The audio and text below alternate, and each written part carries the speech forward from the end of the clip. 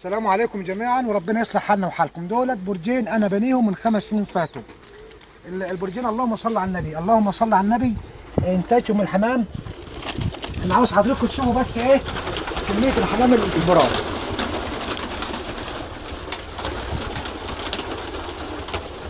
البرج من ده واخد 1500 بنيه، في 1500 بنيه. الرسمال اللي في البراج ده، الرسمال اللي في البراج ده بنباع من مكانه الكيلو بجنيه ونص. ده بالنسبه للرسمال، ده من اجود انواع الاسمده على الاطلاق. ده بيستخدم في تسميد المحاصيل الزراعيه، جميع المحاصيل الزراعيه وبما فيهم الفاكهه والخضار.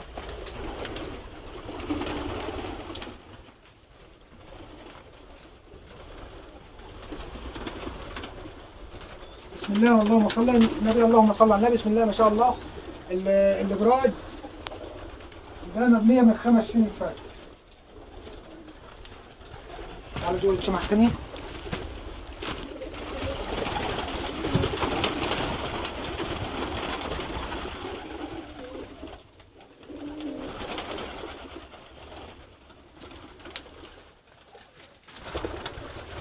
ده الحمام في العيون.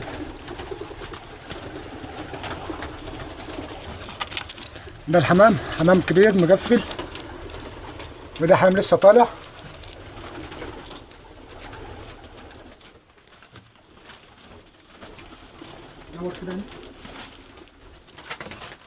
ده الحمام ده بالنسبه للمباني اللي تحت، يعني اللهم صل على النبي.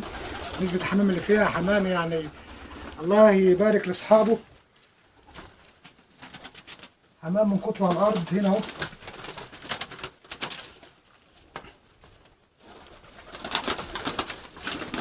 زماني فيها بيض، البيض زي ما انت عايز لسه مبشر بيض اهو. وهنا في بيض. هنا الحمام زي ما انتم شايفين. اللهم صل على النبي، اللهم صل على النبي. بسم الله ما شاء الله، اللهم صل على النبي.